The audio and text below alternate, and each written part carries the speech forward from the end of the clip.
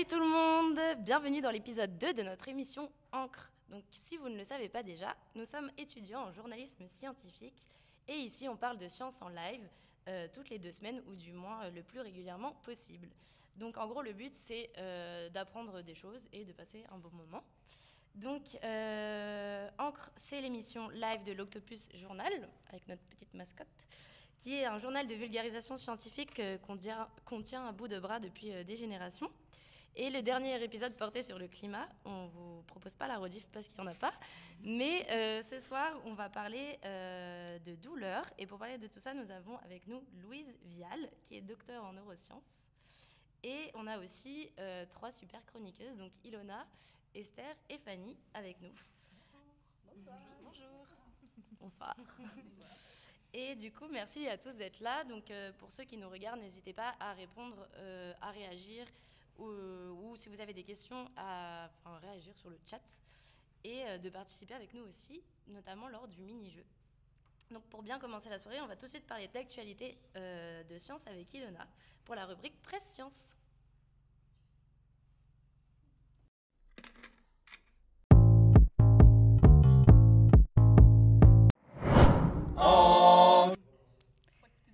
Replongez dans vos souvenirs d'enfance. Vous avez un mal de tête, vous sortez de la classe, vous allez à l'infirmerie. Et on vous donne un morceau de sucre en disant que ça va aller mieux. Et là, comme par miracle, votre douleur est soulagée.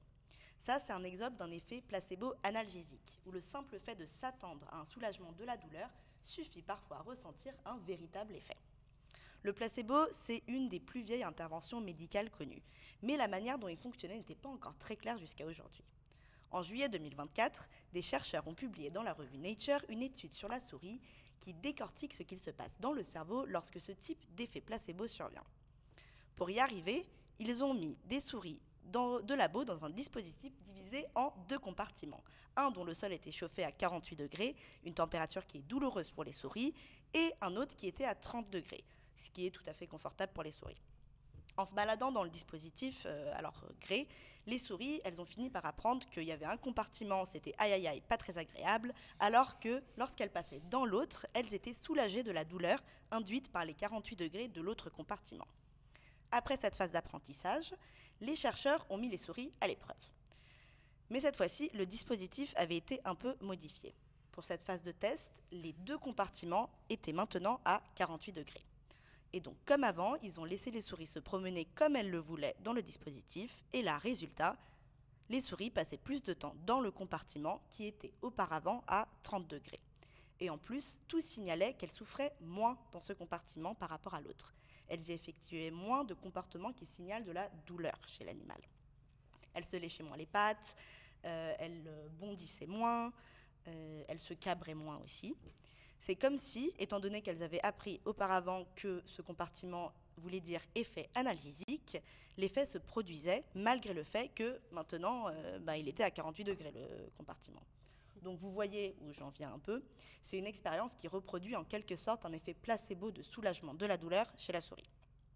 Après qu'ils aient établi ça, ils se sont demandé ce qui pouvait bien se passer dans le cerveau pendant que les souris se baladaient dans le dispositif et passaient d'un compartiment à l'autre. Verdict, ils ont identifié un circuit cérébral qui mobilise notamment le cortex singulaire antérieur. C'est une zone de cerveau qui est impliquée dans la douleur et les émotions, et des neurones qui se situent dans le tronc cérébral et le cervelet. Donc quand ce circuit il était activé,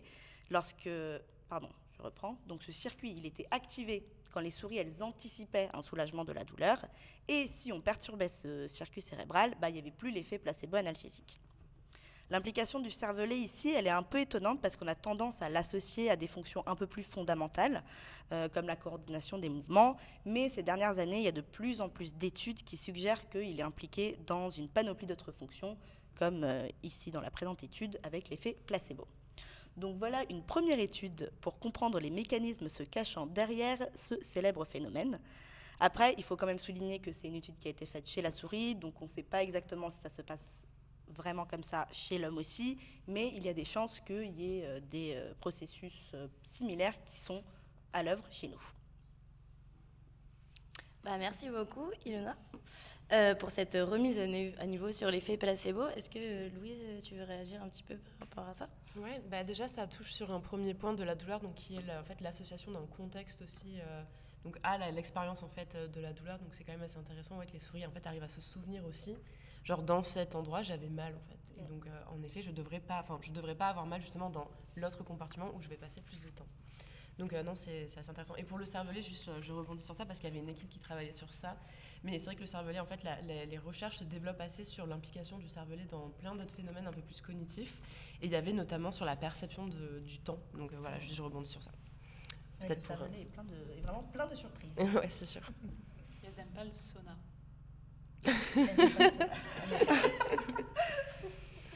Alors que nous... Personnellement, le sauna, Ah, moi j'adore. Ah, j'adore aussi. horreur.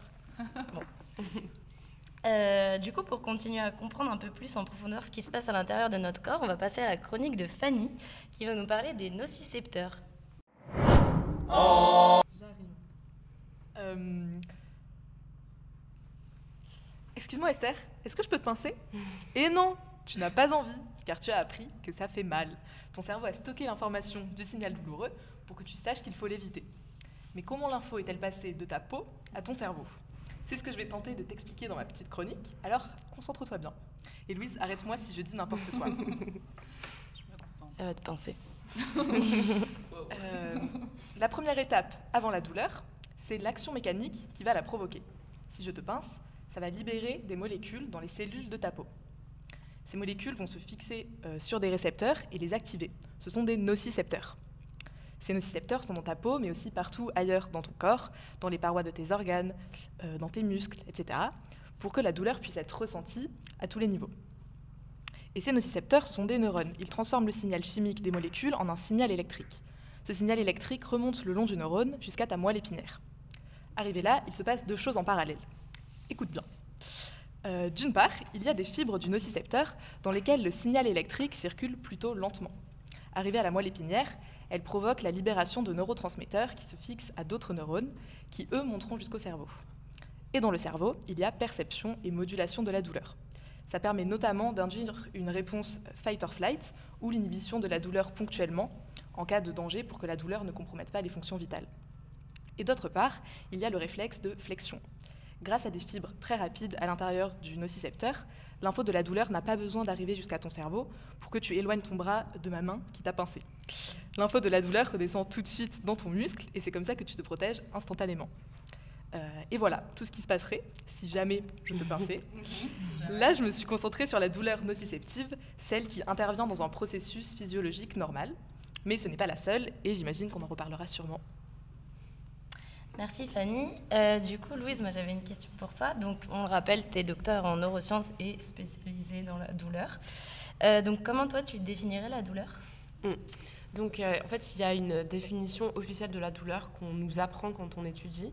Donc, parce que c'est assez important quand même de définir les termes, et douleur, c'est assez utilisé dans la vie de tous les jours, donc c'est quand même bien de le définir. Et donc, c'est la définition de la IASP, la International Association for the Study of Pain, qui définit la douleur. Donc, je ne me souviens pas peut-être exactement des mots parce que ça fait 2 ans, mais c'est une expérience sensorielle et émotionnelle désagréable qui est liée ou non à une lésion tissulaire, réelle ou potentielle, ou décrite dans ces termes. Donc c'est un peu compliqué, mais en fait c'est pour dire que donc, c'est une expérience qui n'est pas que physique, qui n'est pas que sensorielle. En effet, quand on a mal, il y a une partie de l'information qui va être déchiffrée en où est-ce que tu as mal, quelle intensité, qu'est-ce qui te fait mal, quelle modalité, est-ce que c'est du chaud, est-ce que c'est du chimique. Mais il y a aussi toute l'interprétation en fait consciente de cet aspect sensoriel qui va venir en fait amener une sensation désagréable. Donc il y a de la valence négative, il y a l'amygdale, il y a le cortex insulaire singulaire. Enfin, il y a énormément de structures qui forment la matrice de la douleur, qui vont venir en fait apporter cette composante vraiment négative qui va permettre d'apprendre. C'est pas bien de faire ça. Dans le cas par exemple des souris, il faut pas rester là où il fait 48 degrés parce que ça fait mal. Et en fait nous aussi, c'est comme ça qu'on apprend aussi énormément de choses. Donc voilà. Ok. Et du coup, tu disais, il y a plus, Il y a différentes manières de se faire mal, avec la chaleur, le froid, ou si on se fait écraser par quelque chose. Et il y a des neurones qui sont différents pour coder ces informations. Non, alors ça reste assez compliqué. Donc moi, ma thèse, justement, elle était spécialisée sur l'étape de l'intégration au niveau de la moelle épinière. Moi, tout ce qui était au-dessus, ensuite, tout ce qui était intégration, je l'ai vachement moins étudié. Mais en fait, aujourd'hui, ça reste assez compliqué de savoir exactement dans quelle région de la corne dorsale sont intégrées quelles informations. Est-ce que le réseau en fait, neuronal, il est très étudié, mais en fait, on ne le comprend pas très très bien. C'est un peu un tas de spaghettis, genre à ce niveau-là de la corne dorsale. Mais oui, après, c'est exactement comme ce que tu as dit. En fait, l'information nociceptive, elle va être détectée au niveau de la périphérie, renvoyée au niveau de la corne dorsale de la moelle épinière. Donc il y a la partie vraiment dorsale de la moelle épinière, donc au niveau de la colonne vertébrale. Et ensuite, elle va être intégrée avant d'être renvoyée au niveau du thalamus. Mais ce réseau-là, en fait, c'est pour ça que c'est important de continuer les études dessus. En fait, nous, on ne savait pas exactement quel neurone communiquait avec lequel, pourquoi, est-ce que ça intégrait une information spécifique. C'est vraiment un gros sujet aujourd'hui en recherche de douleur, en tout cas, sur la douleur. Après, par rapport au type de lésions possibles, on a différents neurones qui vont réagir, non? C'est différents nocicepteurs, en tout cas, oui, qui vont réagir, ouais. Et après, l'information, elle va être reliée par les mêmes, ça peut être les mêmes neurones, ensuite au niveau de la corne dorsale. Oui, mais ça va pas être le même nocicepteur qui va réagir à un pincement, une brûlure.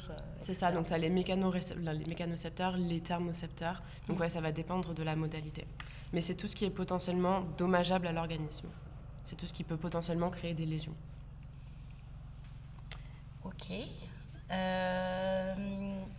Est-ce qu'on ne lancerait pas un petit jeu? Donc on a un mini-jeu qui a été imaginé par Bastien et Noan, qui sont pas ici, mais on les aime très fort, qui s'appelle le dolorimètre. Et ça vous dit? Bien sûr. Ouais. J'ai un peu peur. C'est bon, je peux te parler, on m'entend, excellent. Bonjour tout le monde. Bonjour Bastien. Bonjour. Au jeu du dolorimètre. Les règles sont les suivantes. Je vous décris une situation et vous devez estimer quel niveau de douleur y correspond. Pas de panique, je vous donne des propositions qu'on a écrites avec Noan pour vous aiguiller un peu. Et le chat est évidemment invité à participer. Première question. Selon une étude de décembre 2020, menée sur environ 1600 patients en Angleterre, la pire douleur que vous puissiez ressentir serait... 3 propositions. Petit 1, l'accouchement. Sans faire de dessin, vous expulsez une pastèque avec votre utérus. Petit 2, une pancréatite, douleur abdominale due au pancréas qui douille sa race. Petit 3, les céphalées en grappe, des maux de tête violents qui s'expriment heureusement, entre guillemets, sur une seule moitié du visage. Ça me dit un truc, l'info du pancréas. Ouais, moi aussi. Ouais, pareil. Et je me dis, tout ce qui est douleur viscérale, ça fait quand même affreusement mal. Et tu n'y as pas du tout accès, tu peux rien faire pour soulager. Moi, je dirais réponse B. Ouais, moi aussi. Moi aussi. Allez, moi aussi, je vous Ouais, moi aussi. Pancréatite, donc? Ouais. C'est la moins douloureuse des 3. Mais non. Parce que du coup, l'étude a été menée sur tout un tas de douleurs. Et là, en fait, les 3 que je vous ai donnés, c'est le top 3. En 3e position, on avait la pancréatite. En 2e, on avait l'accouchement. Et en fait, la pire douleur, apparemment, ce serait la céphalée en grappe. Et donc, je n'ai vraiment jamais envie d'avoir cette douleur-là. Ça a l'air terrifiant. Et tu sais ce que c'est comme mot de tête? Un truc qui se passe du coup sur seulement une des 2 moitiés du visage et ça provoque des conjonctivites, ça fait pleurer. C'est vers l'avant du front. Et d'accord. ça a l'air vraiment du très très gros mal de tête, genre migraine bien vénère. Bah ouais, du coup. Ouais. Je ne vous souhaite pas d'en avoir. Merci. Merci, sympa. Et bravo à la personne du chat, exactement. Oui, Ernest, bravo à qui Ernesto BRZ. Voilà, il avait... On se demande qui c'est. 2e question. Alors, On t'écoute. On est tout Chironex fleckeri, la cuboméduse d'Australie, aussi appelée guêpe de mer, possède un venin si puissant que sa piqûre, petit 1, provoque une douleur si intense que la victime s'évanouit et meurt dans les 20 minutes qui suivent. Petit 2, continue d'être douloureuse pour la victime même 1 an après la piqûre. Petit 3, pousse la victime à se donner la mort pour mettre fin à cette douleur Oh, insupportable. waouh. Si tu l'as inventé, c'est très grave. Moi, j'aurais dit la B. Ouais. 1 an après, quoi. Ouais, Ah, peut-être évanouissement, en vrai, c'est possible. Ouais, mais 20 minutes Ouais, c'est vrai. de douleur. C'était Enfin, quoi, c'est 20 horrible. minutes de douleur C'est quoi la question? On a choisi ce qu'on préfère. Donc la question porte sur les conséquences de la 20 douleur, minutes. fin de la piqûre. Voilà. Je vous relis les propositions. Ouais. Non, Ouais. la question. Ah, Pardon. La question, c'est juste que fait le venin de la piqûre, tellement Ah. il est puissant. Moi, je vais aller très glauque et je dis la 3e. Ah ouais. Parce que ça fait tellement mal que la personne veut. Ça peut pas être universel sur tout le monde. Bah oui. Je sais pas. Peut-être que c'est Ouais, trois c'est en sûr. même temps. Les 3 en même temps. Tu t'évanouis Non, non, après non, il n'y a 20 qu'une seule minutes. réponse qui est vraie. Moi, je dis la 3. Moi, je dis 2. Moi, je dis 2, je pense. Moi, je vais dire 1. Moi, je vais dire les 3. Eh bien, c'est la passe par personne qui a dit 1 qui avait raison. Ouais, voilà. hein. Et oui, spécialiste de la douleur. J'ai pas raison. Ouais, alors c'était un peu du hasard, hein, mais bon. Je vois que dans le chat, c'est Jojo Lito qui avait dit la réponse 1, il a gagné, bravo à lui. Effectivement, la douleur est si intense que la victime, parfois, s'évanouit. Et comme ça se passe dans l'eau, hein, je rappelle que c'est une méduse, ça entraîne la mort par noyade et donc très certainement... D'accord. Ouais, c'est Donc horrible. pas, C'est horrible. c'est pas la douleur qui tue la personne, Ouais, c'est parce c'est la- qu'elle. La plupart du temps, non. Elle est piquée dans l'eau. C'est Mais ça. qu'elle se Après, fait ça piquer commence, aussi. enfin, ça peut aussi provoquer des arrêts cardiaques. D'accord. Ah oui, d'accord. Ouais, ouais, on est vraiment sur un truc horrible. Et elle Elle est où? Elle est loin. C'est une méduse australienne. C'est une méduse australienne, donc Ah, ça va. voilà. Comme toutes les Comme- horreurs, ça arrive, j'ai envie de Comme dire. toutes les bestioles qui tuent. Voilà, c'est ça. Très bien. Autre question. Alors, dans ce jeu, vous l'avez compris, on cherche à comparer les douleurs. Et c'est aussi ce que font les hommes qui testent les simulateurs de règles. Pourtant, ces appareils ne leur permettront pas vraiment de savoir ce que ça fait. Pourquoi? Petit 1, car la graisse abdominale de leur ventre à bière absorbe le choc électrique, ce qui réduit les contractions. C'est sûr que c'est ça. Petit 2, parce que les ceintures provoquent une douleur en surface de la peau et non diffuse à l'intérieur du corps. Et enfin 3, les hommes n'ont pas les mêmes récepteurs à la douleur dans le cerveau et sont beaucoup moins résistants à la douleur que les femmes. Bah, moi, j'aurais dit 2 et 3. Moi, j'en dis 2. Ouais, je je vais vais sur 2. Moi aussi, je dis 2. Mais ils sont moins résistants. Non, ils ont les mêmes récepteurs. Allez, 2. Je pars sur 2. Ça part sur 2. Tout le monde est d'accord sur 2 ou Ouais. pas? Mais Sachez je que sais ceux pas qui ont dit 2 ont raison. Bravo, c'est totalement Ah. ça. Effectivement, la douleur des règles, très intense au passage, est une douleur qu'on dit viscérale, c'est-à-dire qu'elle est diffuse à l'intérieur du corps et elle n'est pas somatique, c'est-à-dire en surface de la peau. Ce qui fait que une ceinture électrique en fait, qui envoie des impulsions en surface n'arrivera jamais à pleinement reconstituer la douleur des règles. Bravo à Tif dans le chat qui avait réussi à l'avoir. Ok. Petite anecdote pour la question suivante. Nous sommes au début du 19e siècle, en 1802. Le chimiste allemand Johann Wilhelm Ritter a décidé de tester les effets de la pile de Volta, fraîchement inventée, sur son corps. Et il s'est dit, pourquoi pas, les appliquer notamment à ses testicules. Il a ressenti, petit 1, Science. une stimulation plutôt agréable sur ces parties, comme une gentille caresse. 2. Un choc violent, comme un coup de pied à l'entrejambe. Ou 3. Une sensation de déchirure terrible, comme un arrachage des bijoux de famille. Bah, j'espère pour lui que c'était la 1. Ouais, pareil, j'espère. Mais... Moi, j'espère que c'était la 3. 3. Moi, Oui, 2. 3. Peut-être, non. Ouais, 2 ou 3. Moi, je suis sur 1 encore. Ah, c'est sur 1. Moi, je vais dire 2 alors, juste pour La être- Ouais, moi, je dis 2, je pense. La révolution. J'aime voir les questions comme ça qui créent la discussion. en fait, hein. C'est pour dire, regardez comme ça fait mal tellement c'est puissant. Ah, Ce matin. donc c'était un 1, mais en fait, Ouais, non, voilà. mais en fait 3. Ouais, genre. Ah non, l'inverse. Publiquement, c'est un 3. D'accord, oui. Donc 3. Moi, je dis 2, je pense. Ouais, 3, pareil. 2, 2, 1. Eh bien, il fallait dire la réponse 1. Ah, Ilona. En fait, ce qu'il s'est passé, c'est que L'optimisme. par inadvertance, Johann Wilhelm Ritter a inventé l'électrostimulation. Et donc, eh ben, en fait, il s'est stimulé chaudement avec sa pile, au point qu'il aurait déclaré, hein, c'est dans ses écrits, on a retrouvé qu'il voulait épouser sa pile, tant il appréciait son contact. Comme quoi, la douleur parfois. Touchant. C'est une belle histoire. Belle histoire. Comme dirait Jojo Lito, il l'aurait découvert par inadvertance, entre guillemets. Est-ce que c'est le premier vibro Techniquement, c'est pas le premier vibro qui a Ratatouille 22. Mais quelque part, c'est effectivement de l'électricité pour donner du plaisir. À ce niveau-là, on est bien d'accord. Dernière question. Le chat on fire. Le chat est incroyable. Ouais, Évidemment, vraiment. le chat est toujours incroyable. Laquelle de ces méthodes de torture a été pratiquée avec certitude? Toujours finir par la torture.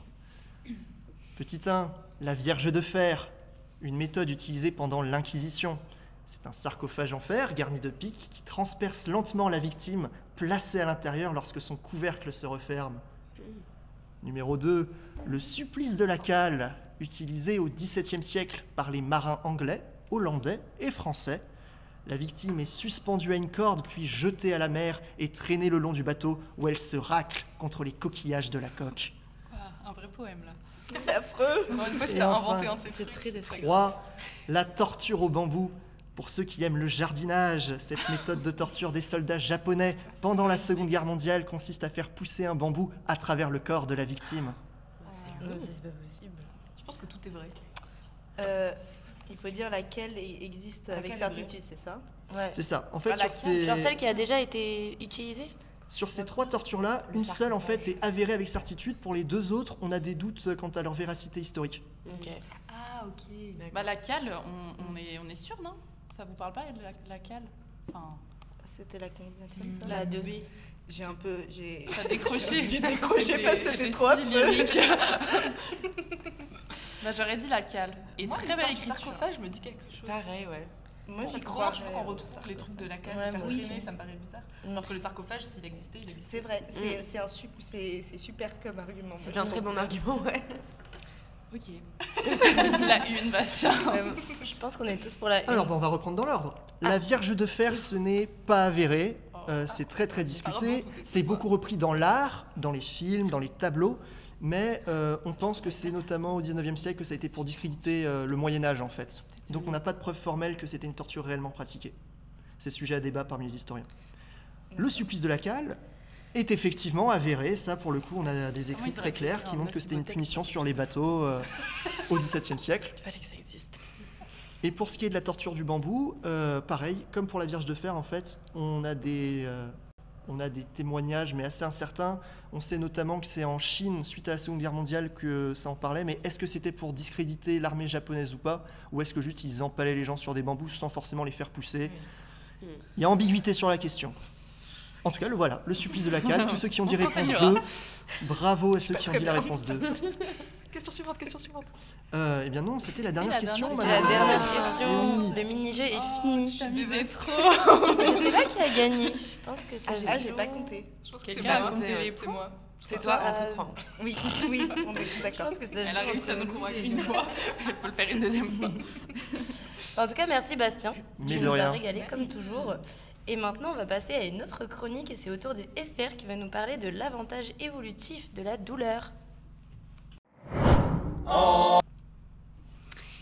Aujourd'hui, comme vous l'avez compris, on va parler d'un sujet qui nous concerne tous et qu'on aimerait bien éviter, la douleur. Pourquoi la douleur existe-t-elle? Pourquoi ressent-on cette sensation si désagréable qui semble nous compliquer la vie? Est-ce que c'est essentiel? En tant qu'humain, la douleur joue un rôle fondamental dans notre survie. Imaginez un monde où nous ne ressentions rien. Une main sur une plaque brûlante? Pas de souci. Une coupure profonde? On s'en rend même pas compte. Sans douleur, on n'aurait aucun signal pour nous protéger des dangers. La douleur aiguë est donc un système d'alarme. Elle nous dit immédiatement « Attention, danger ». Il y a aussi la douleur chronique, plus subtile, qui nous signale des problèmes internes à long terme.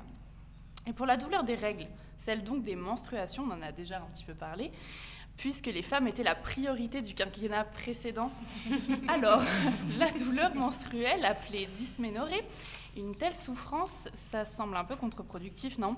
La douleur des règles, elle est due, j'ai dit 100 fois douleur et ça va continuer, je vous en prie. La douleur des règles, elle est due aux conséquences d'une hormone appelée la prostaglandine, qui pourrait avoir plusieurs rôles. Dans un sens, c'est paradoxal, mais ça veut dire que l'utérus est bien en train d'être inflammé.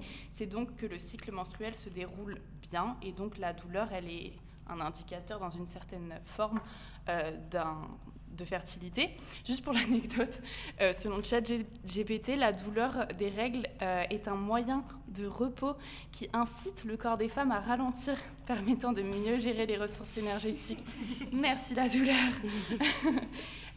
Attention, du coup, la douleur est plus souvent une alerte sur un dysfonctionnement. Des douleurs trop intenses peuvent révéler des pathologies comme celle de l'endométriose qui nécessite une prise en charge médicale. La douleur est révélatrice d'un prisme inégalitaire. Ce qui est intéressant, c'est qu'elle n'est pas seulement biologique, elle est aussi culturelle. La douleur menstruelle, allez, on continue avec le mot douleur, vous n'en avez pas marre. La douleur menstruelle, elle a longtemps été minimisée. Pourtant, ces douleurs, elles peuvent être invalidantes pour des millions de personnes. On parle d'une personne menstruée sur 10 quand même, qui souffre d'endométriose et leur prise en charge est encore largement insuffisante. Historiquement, la souffrance des femmes ou juste des personnes qui ont un utérus a souvent été minimisée, qualifiée d'hystérie ou de simple sensibilité exacerbée. Celle des ouvriers et des petites mains épuisées par des conditions de travail éprouvantes est reléguée au second plan aussi, invisibilisée derrière la productivité. La société hiérarchise la douleur et certaines voix peinent plus que d'autres à être entendues. Alors oui, la douleur est essentielle pour survivre, mais elle est aussi un marqueur de notre santé et de nos inégalités. Mieux la comprendre, c'est mieux l'appréhender et surtout mieux la traiter. Wow, merci. Ouais, merci. Merci Esther. Du coup, tu nous as beaucoup parlé de règles et d'endométriose. Et moi, j'avais une question, je pense, qui nous concerne un peu toutes sur le plateau. Il y a de plus en plus de recherches sur l'endométriose aujourd'hui, même si ça reste encore minime, comme tu l'as dit. Est-ce que, du coup, peut-être qu'on peut parler du fait que la recherche est quand même très androcentrée. Est-ce que, Louise, tu l'as expérimenté ou tu as été témoin de ça au cours de tes recherches ? Ouais, donc c'est vrai qu'il y a un petit côté politique quand même dans tout ça, c'est que j'étais du coup rattachée à une école doctorale qui s'appelait donc la EURIDOL, la European Graduate School of Pain, et j'ai jamais eu un seul cours sur la douleur des règles. On a eu des cours sur la migraine, on a eu pas mal de cours du coup sur les douleurs chroniques, les douleurs aiguës, mais jamais sur la douleur des règles. Et après, ouais, pour rebondir sur le côté donc androcentré de la recherche, moi j'ai fait toutes mes recherches sur des mâles.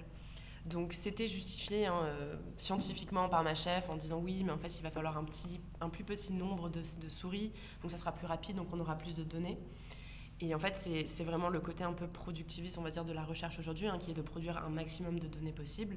La recherche sur les femelles, malheureusement ça implique, il y a beaucoup de débats après en interne, mais ça implique plus de souris parce qu'il y a plus de variabilité. Il faut prendre en compte le facteur du cycle. Donc dans mon équipe, quand je suis partie, il y avait quelqu'un qui s'est justement intéressé donc à la douleur inflammatoire et chez les femelles. Donc les données n'ont pas encore été publiées, c'est un truc qu'il faudra regarder. Donc ça se développe de plus en plus. Mais en tout cas, oui, il y a quand même la quasi-totalité des données sur la douleur ont été obtenues chez des mâles. Et ouais, malheureusement, c'était aussi mon cas. Ok. Et pourquoi on crie aïe quand on se fait mal? Peut-être une question un petit peu, mais est-ce que ça a une utilité? Comme disait Esther, la douleur, ça a aussi grave une utilité dans notre vie de tous les jours. Est-ce que du coup, ça a un rapport ou c'est juste...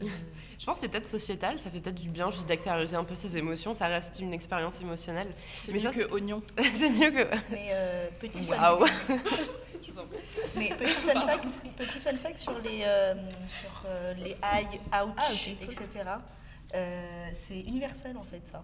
Genre, j'ai vu une étude récemment qui montrait que dans genre 130 langues, les interjections de douleur, elles étaient communes et elles avaient, communes dans le sens où il y avait des voyelles qui étaient partagées entre elles. C'est cool donc, ça. C'est assez marrant. Est-ce que c'est le son le plus simple à produire? Ouais, c'est ça. C'est la associé. La théorie du papier, c'était un peu, il mettait un peu ça en avant. Il disait que potentiellement, en fait, c'est instinctivement quand on a mal, on fait pardon. Et que peut-être au fil du temps, avec le langage, etc., ça se serait peut-être développé en aïe, ouch, Oui. Ouais. Mais après, c'est vrai qu'il y a plein de réponses stéréotypées. En fait, même les souris, elles ont toutes un peu un même comportement quand elles ont mal. Donc, ça serait pas étonnant que chaque espèce, peut-être, ait sa façon d'extérioriser ça. Mais ouais, je pense que c'est super important. Le côté douleur, c'est important. La douleur, c'est un peu comme l'inflammation, où il y a beaucoup, je trouve, de fake news qui passent sur l'inflammation. Il faut absolument s'en débarrasser. L'inflammation, c'est une c'est une réaction qui est très importante. La douleur, c'est très important. C'est là pour signaler qu'il y a quelque chose qui ne va pas. C'est pas bien quand ça devient chronique, quand ça devient quelque chose qui handicape la vie et qui a perdu sa fonction protectrice, comme l'inflammation. Mais par contre, ça reste quelque chose de très important. Donc ouais, on ne veut pas s'en débarrasser en fait de la douleur normalement. Parce qu'il y a des gens aussi, qui ressentent jamais rien. Ouais. Ça s'appelle le syndrome d'insensibilité congénitale à la douleur. Ouais, je sais plus du tout comment ça s'appelle, mais oui, en général, c'est des gens qui ont une durée de vie qui est en général un peu plus courte parce que justement, on sent pas l'inflammation, on s'est peut-être fait une lésion, on n'a pas senti que ça s'était infecté. Donc ouais, non, c'est problématique dans la vie de tous les jours. J'imagine qu'ils doivent se checker tout le temps au niveau des lésions et tout. Mais il n'y a pas des traitements pour ces gens-là? Je sais pas du tout à quel niveau il apparaît en fait ce syndrome. Je sais pas ce que c'est le souci. Je sais pas, non, je vais pas commencer à dire. Ça peut être après parce que ça peut être au niveau des récepteurs, ça peut être au niveau central, ça peut être. Est-ce que c'est la fonction cognitive ou la fonction affective qui est. Enfin, tu vois, c'est assez compliqué. J'imagine que si tu as un bébé par exemple qui a ça, c'est super important qu'un bébé puisse te dire. Oui, c'est vrai. C'est fou qu'ils arrivent à grandir en même temps. Ouais. Ok. Du coup, on peut rentrer un peu plus dans les questions de ta thèse. Donc, toi, tu as fait une thèse sur l'implication des astrocytes dans la modulation NMDA dépendante de l'inhibition spinale. Que ça. C'est un gros titre avec des mots un peu compliqués. Est-ce que tu peux nous en dire plus sur ta recherche, comment tu as étudié tout ça? Ouais. Donc, c'est vrai que c'est un nom un peu compliqué. Hein. Les thèses en biologie, c'est toujours un peu ça. Mais en fait, moi, j'ai étudié l'intégration du message au niveau de la corne dorsale. Donc, je l'ai mentionné rapidement tout à l'heure, mais c'est le premier relais en centrale de l'information nociceptive qui provient de la périphérie. Donc, c'est vrai qu'on n'a peut-être pas défini le terme nociception, mais nociception, en fait, c'est tout le processus d'encodage et d'intégration des stimulations potentiellement dommageables pour l'organisme. C'est cette information-là qui va être consciemment interprétée comme douloureuse. Mais par exemple, il peut y avoir des moments, dans le cas par exemple d'une anesthésie générale, où on a de la nociception. Quand je pince, il y a l'activation des neurones qui vont aller jusqu'à ma moelle épinière et qui vont envoyer au thalamus. Et c'est au niveau du thalamus qui va le répartir, où là, il y a l'anesthésie générale. Donc en fait, le cortex n'est pas là pour répondre. Donc il n'y a pas d'interprétation en fait consciente de cette information. Donc en fait, moi, je travaillais sur l'intégration du message nociceptif dans la corne dorsale de la moelle épinière. Donc la corne dorsale, donc c'est la moelle épinière, c'est la partie dorsale. Donc, et en fait, dans ce réseau-là, il y a des neurones et il y a des astrocytes et d'autres cellules gliales, mais moi j'ai principalement travaillé sur les astrocytes, qui intègrent ce message. Ce message, il va être modifié. Il ne va pas exactement correspondre en fait à celui qui arrive de la périphérie avant d'être renvoyé au niveau du thalamus. Et c'est un réseau qui est très plastique, donc c'est-à-dire qui est très modifié en fonction de l'activité. Et moi, je travaillais justement sur ça. Comment est-ce que ce réseau il est modifié?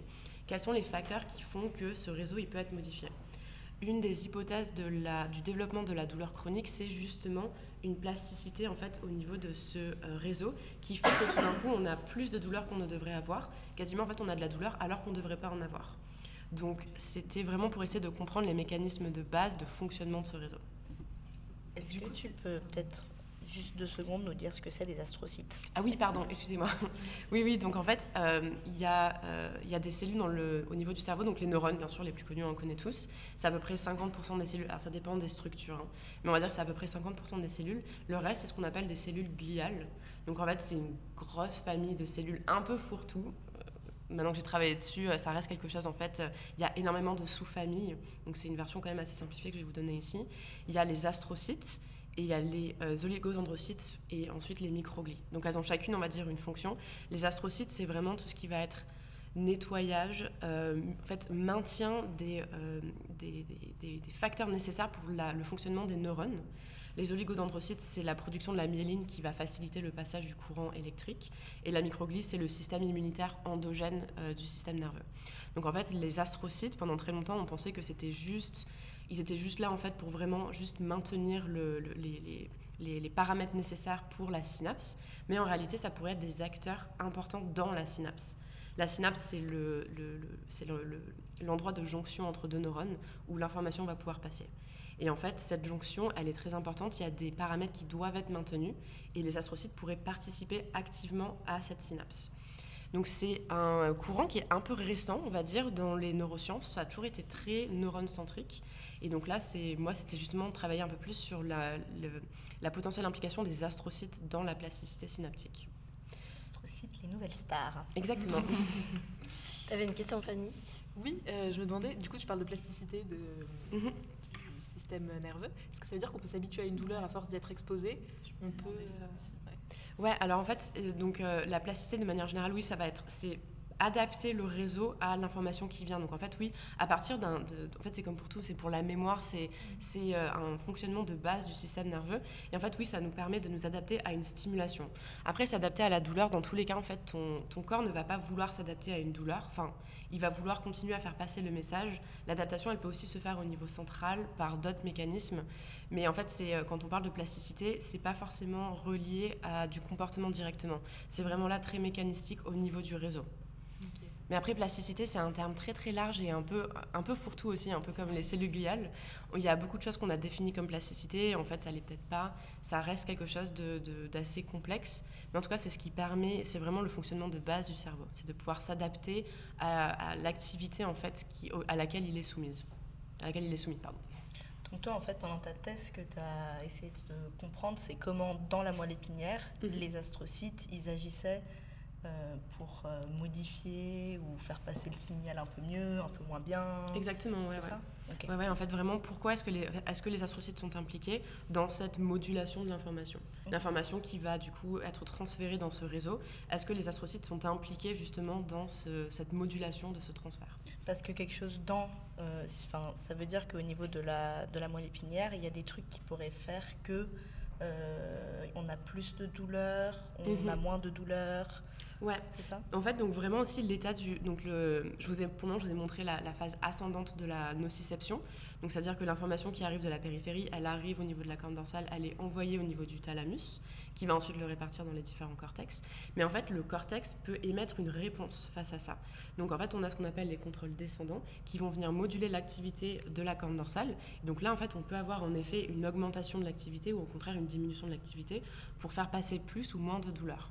Donc par exemple, dans certaines situations, c'est très important de ne pas sentir de douleur parce qu'en général, quand on a mal, on s'arrête, on se dit aïe. Oui, je pensais à quand on est stressé, parfois on se coupe et on s'en rend pas compte. Ou ouais.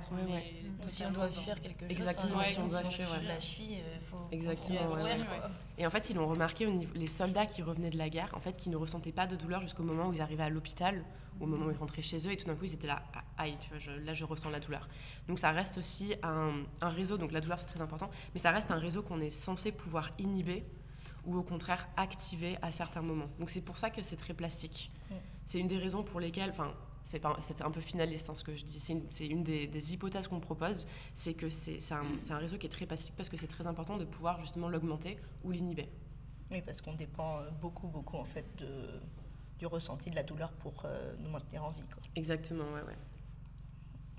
Et est-ce que, pour parler un peu aussi de est-ce que toutes les recherches sur la douleur, y compris la tienne, a pour but aussi en comprenant, de pouvoir créer des antidouleurs ou de... Ouais, c'est une question un peu philosophique de savoir si la recherche... Parce que moi, c'était très fondamental. J'étais chez des animaux. Techniquement, donc on travaillait, c'est dans le titre de ma thèse, il y a NMDA. NMDA, c'était un récepteur spécifique. C'est une molécule qui active un récepteur spécifique. C'était un récepteur qui avait déjà été ciblé dans les traitements de la douleur. C'était un des premiers en fait qu'on a ciblé et ça marchait pas. Donc techniquement, on va dire que ma recherche, moi, je m'intéressais au récepteur NMDA. Ça aurait été à la rigueur peut-être pour expliquer est-ce qu'on peut cibler une sous-partie de ce récepteur, mais ça avait déjà été essayé en clinique. Donc c'était vraiment très très fondamental ce que je faisais. C'était vraiment pour essayer de disséquer les mécanismes.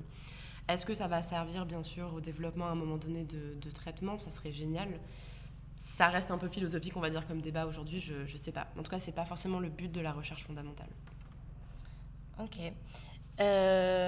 Pour parler du coup des antidouleurs aussi, donc les opioïdes comme la morphine ou le tramadol qui sont utilisés souvent pour soulager les patients, ils sont quand même assez contestés aujourd'hui. Est-ce qu'il existe d'autres alternatives par exemple, est-ce que la méditation ou l'hypnose, ça pourrait être des trucs qui sont scientifiquement viables aujourd'hui? Ouais, alors il y avait une thèse justement dans mon institut sur l'hypnose, donc qui travaillait du coup c'était sur l'hypnose et la réalité virtuelle pour essayer justement en fait de pallier à l'utilisation notamment d'opioïdes parce que en effet ça a des gros risques d'addiction. Je pense que tu t'en saurais un peu plus que moi sur ça. Elle dit ça parce que j'ai aussi travaillé sur les opiacés et les opioïdes. Parce que t'es addict. Ah oui, pas entendu. Je lègue la connaissance. Mais oui, après, il y a différentes intentions en fait qu'on peut, quand on prescrit un médicament. Donc le tramadol et la morphine, je pense qu'au début, on le donnait peut-être un peu plus facilement. Il y a eu énormément de problèmes, la crise des opioïdes aux États-Unis, on en a tous entendu parler. Donc en fait, en général, on essaie de donner autre chose. Déjà, je pense qu'aujourd'hui, on essaie de donner un peu plus facilement du paracétamol, autre chose, avant d'arriver par exemple au tramadol ou à la morphine. Il y a aussi les antidépresseurs. Il me semble qu'on peut prescrire pour les douleurs chroniques, pas pour les douleurs aiguës. Mais après, sinon, les douleurs aiguës, ça va être en général morphine, donc tout ce qui va être opiacé. Mais maintenant, je pense qu'ils essaient un peu plus d'encadrer en mode voici votre traitement, il faut vraiment pas dépasser, il faut nous contacter si vous avez un souci après. Enfin, je dis ça, c'est anecdotique, mais c'est parce que mon père, il a eu une prescription de tramadol et le médecin était vraiment en mode il faut faire vraiment très très attention à l'addiction. Donc peut-être qu'ils ont changé un petit peu les normes de prescription. Parce qu'on devient addict au fait que ça nous enlève de la douleur ou c'est vraiment une addiction Non, en fait, ça agit au niveau du système dopaminergique. Et oui, non, tu deviens vraiment... Il y a déjà cette part d'addiction, un peu, on va dire, émotionnelle, mais il y a aussi ton corps s'habitue juste vraiment à la molécule et tu deviens physiquement addict aussi à ça. Après, au niveau des différents traitements antidouleurs, je crois que très très récemment, il y a eu des études qui sont sorties sur l'utilisation d'autres molécules, autres qui sont non addictives, qui agissent sur des canaux sodiques, je crois. Mais je ne saurais pas en dire plus. Mais en tout cas, c'est une piste. Pour le coup, la recherche est assez financée pour trouver des nouveaux traitements qui sont non opiacés. Juste désolée, je crois qu'il y a des questions dans le chat, mais on ne les voit pas. Ouais, donc, on voit pas le chat. J'ai le son, c'est parfait, incroyable. Donc, On n'a pas le... Cornelius The Unique demande, est-ce que vous pourriez parler un peu des douleurs fantômes ? Ouais, c'est super intéressant ça. C'est donc quand on perd un membre, en fait, on continue à ressentir les sensations et notamment de la douleur. Je sais que ça peut être très dérangeant au niveau des personnes à qui ça arrive. Donc en fait, il me semble que ça relève de la plasticité justement au niveau central. Donc en fait, c'est le système nerveux en fait, les terminaisons sont encore là au niveau central. Et donc, j'avoue, c'est pas du tout mon sujet. Hein. Je vais pas m'avancer et dire n'importe quoi, mais il me semble que ça relève en tout cas de la plasticité synaptique au niveau central. Mais je sais que c'est très dérangeant en tout cas. J'avais lu un peu des témoignages, c'est assez rude quand même. Bah ouais, ça peut être perturbant. Ouais. C'est fou. Est-ce qu'il y a d'autres questions ? On a une autre question, Jojo Lito qui demande, d'un point de vue neurologique, est-ce qu'il y a un lien entre douleur physique et psychologique ? Ah ouais. Bah, du coup, il y a une part, on va dire, cognitive et émotionnelle à la douleur physique, comme on l'entend. Après, je sais que en fait, la matrice de la douleur, donc c'est-à-dire l'ensemble des centres et des centres nerveux qui s'activent au moment de la douleur physique, il me semble qu'il y en a qui sont communs avec ce qu'on appelle du coup la souffrance ou la douleur psychologique. Mais encore une fois, je ne vais pas m'avancer, je suis désolée, je ne suis pas une experte en ce sujet, mais il me semble que oui, qu'il y a en tout cas des similarités au niveau des centres nerveux qui sont activés. Ok, très intéressant. C'est tout pour les questions du chat ? Super, merci. Tu prends mon rôle en fait. Par contre, on n'a pas de questions du chat, mais on avait des questions du public. Pour le rappeler aussi, on est toujours sur Ancre épisode 2 et on parle de douleur. Et du coup aussi pour la petite pub, c'est que l'Octopus Journal, vous pouvez nous suivre sur Insta, notamment pour avoir des informations à l'avance. Comme ici, on avait posé la question, est-ce que vous avez des questions sur la douleur ? Et du coup, on a une question de Mathilde qui nous demande si on peut maîtriser notre résistance à la douleur. Bah, du coup, on va pas réussir en fait à vraiment affecter la partie vraiment nociception. Donc ça sera en général toujours la même chose, à part s'il y a une modification au niveau, par exemple, de la peau. Parenthèse qui peut arriver, par exemple, quand on a un coup de soleil. En fait, on fait exactement la même stimulation, mais on a plus mal. Mais ça, c'est vraiment parce que c'est au niveau de la peau, il y a une sensibilisation des récepteurs. Donc ça va plus être sur le côté, la partie en fait émotionnelle et affective et cognitive de la douleur. Donc qui vont se passer un peu plus au niveau du cerveau. Donc en fait, j'ai l'impression que même aujourd'hui, quand on a 2 fois la même stimulation, en fonction de si on est de bonne humeur, de mauvaise humeur, si la journée s'est bien passée, si on est le matin, le soir, déjà là, en fait, on va avoir des réactions différentes à la douleur. Moi, je sais par exemple, rien que sur le cycle hormonal, je sais que j'ai l'impression d'avoir une plus grande sensibilité à la douleur juste avant mes règles. pour revenir à parler de ça. Mais donc je pense que c'est sur cette partie-là. Donc après ça, on peut regarder même par exemple les athlètes de haut niveau qui ont peut-être eux le côté vraiment mental, où ils ont vraiment travaillé leur résistance à la douleur, mais plus un côté vraiment cognitif de préparation. Donc je pense que c'est possible. Après, j'ai pas lu d'études dessus, mais en tout cas de façon empirique, j'ai l'impression que ça reste quand même possible. Ça revient un peu à la question que tu posais tout à l'heure en disant est-ce qu'on peut utiliser la méditation, etc. comme traitement de la douleur. Je vais m'avancer un peu en disant je pense qu'on peut s'influencer nous-mêmes de la manière dont on perçoit certaines choses, mais à certaines douleurs où vraiment des douleurs par exemple post-chirurgicales, tu peux pas faire passer ça en faisant de la méditation, quoi. Ouais, c'est clair. Ok, très bien. Il faut mais on va devoir s'arrêter ici parce que c'est l'heure de la rubrique sciences occultes. Donc, comme son nom l'indique, on va parler de culture et de sciences avec Esther. De plasticité, je vais utiliser... Attends un petit peu. Oups, je suis pressée de vous parler. On a parlé de plasticité, je vais utiliser un autre sens. On va parler d'art plastique. La douleur, depuis toujours, elle imprègne l'art sous toutes ses formes. Littérature, peinture, sculpture, musique. Dès l'Antiquité, les tragédies grecques mettaient en scène la souffrance des hommes. Au Moyen-Âge, elle s'incarne dans l'art religieux, notamment avec les représentations du Christ crucifié.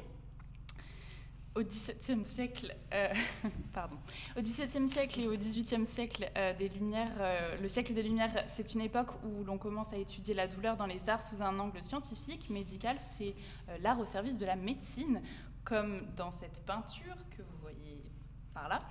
Un chirurgien appliquant un remède sur la blessure à l'épaule d'un homme souffrant, c'est la douleur, peinture à l'huile par Gerrit Lundens, 1649, ou Le malade imaginaire d'Honoré de Daumier.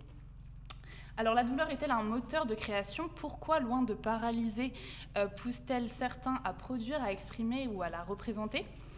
L'image de l'artiste torturé est omniprésente, Van Gogh et sa folie, Baudelaire et ses tourments, Nietzsche et sa douleur chronique, comme si la souffrance était une condition sine qua non à la création artistique.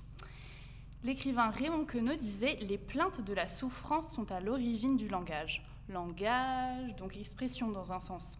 La douleur force à l'introspection, à un regard plus aigu sur soi et sur le monde. Elle devient un prisme à travers lequel l'artiste canalise et transcende ce qu'il ressent. » Prenons l'exemple de Frida Kahlo.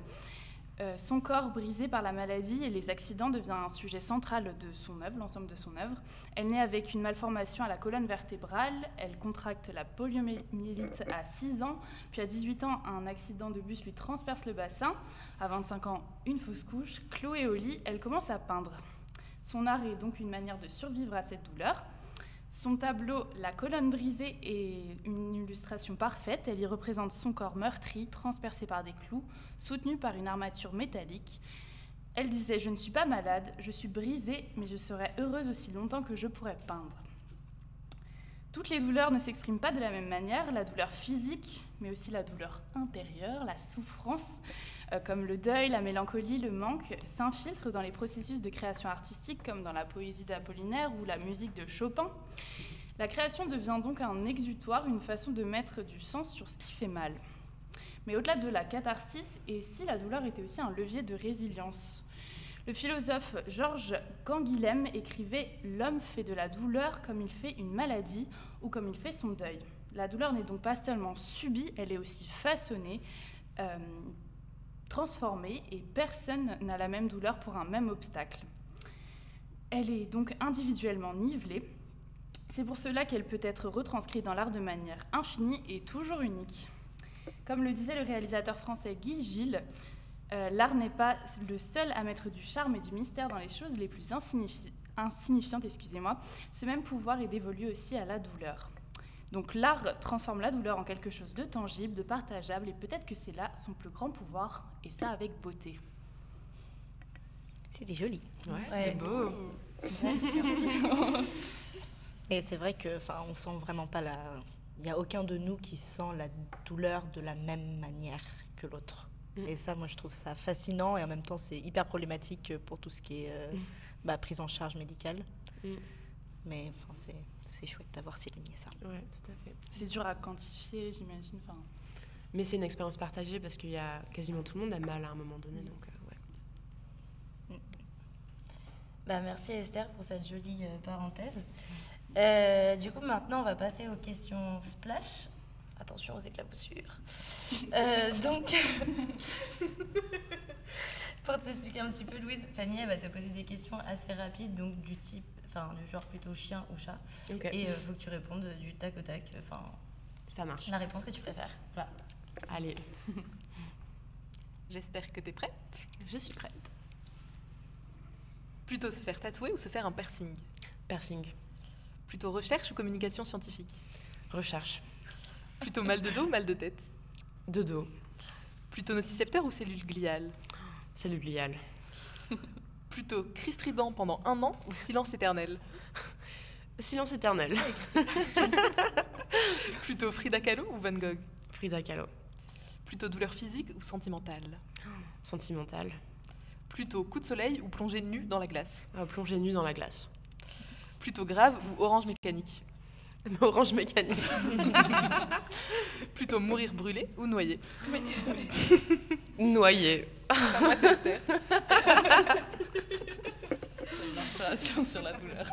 Par contre, plutôt plonger nu dans la glace que coup de soleil. Ouais, ouais. Bah oui. Ça fait mal les coups de soleil. Moi, hein. ça- ouais, moi, mais ça me nu donne- dans la glace, je sais pas. Mais tu peux ça ressortir. perdure. Et moi, je fais des insolations. Ouais, Très, très facilement. Je suis hyper pâle. Moi, j'aime bien les bains de glace. Je trouve ça agréable. Oui, puis il y en a un qui dure alors que l'autre c'est. ouais. Et ça augmente ton risque de mélanome. Oui, c'est vrai. Voilà. Bon, bah, je coup de soleil, ça diminue. Non, c'est pas moi, mais je le pense aussi. Tu peux décider coup de soleil, hein. On veut pas te. Non, mais Oui, c'est pas grave.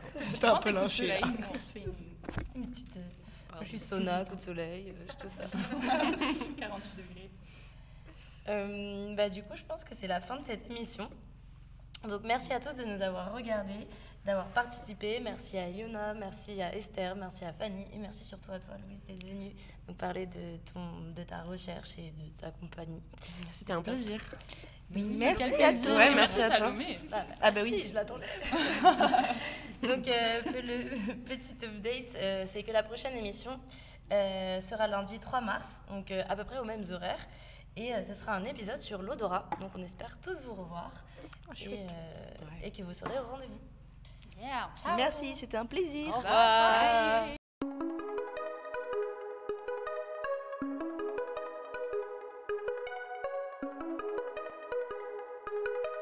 Au revoir.